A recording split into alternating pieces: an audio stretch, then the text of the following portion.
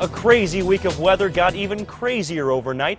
Thunderstorms cut a diagonal path from the southwest part of the state straight up to the northeast, pounding the Albuquerque area in between. Flash flooding, lightning, streets turning into rivers as sheets of rain just kept coming and coming for about an hour before midnight, dumping about an inch of rain on a lot of the city. Good morning, I'm Alex Goldsmith. Let's get right to meteorologist Chris Gilson with the very latest. Chris?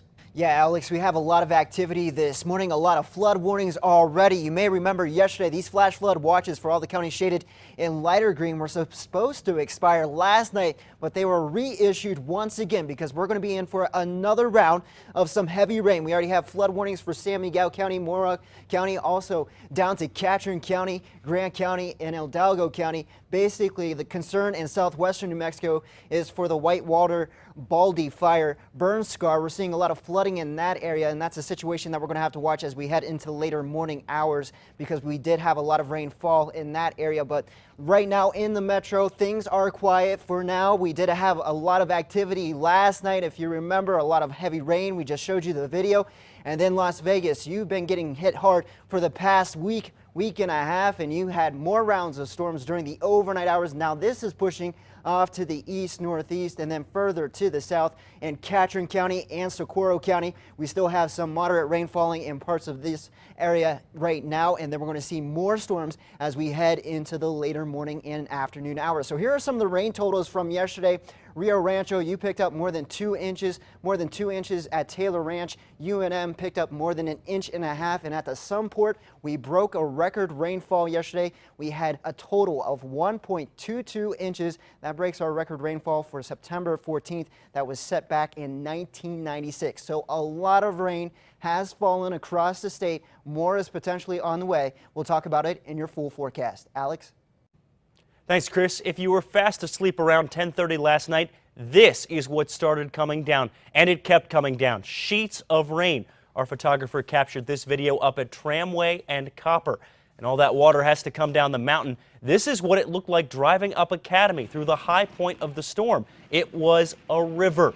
It was a similar scene on streets all over Albuquerque, in fact. The interstates were tricky too. Visibility was low, and there was lots of splashing on I-40 between the Big I and Tramway. A lot of drivers decided it was better just to pull over and wait it out. Amazingly, no reports of any really bad crashes in Albuquerque. Once the rain calmed down a bit, you can see the puddles left behind. This car was driving from I-25 down the lead and coal exit ramp. Take a look at all that water gushing through the sides of the street. It was another soggy night at the State Fair. The storm chased away the crowd late Saturday night, turning Main Street into a ghost town.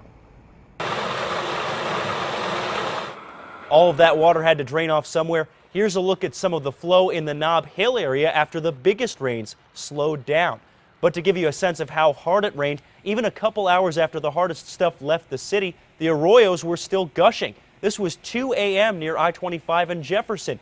And then here's 3 a.m. on the Rio Grande exit of I-40. Still a mini lake. Through it all, the Rio Grande keeps running at levels we haven't seen for years. The Sunport got its fair share of showers. You can see the water hitting the area. Even the walkways were slick. Luckily, people were avoiding the rain and staying inside.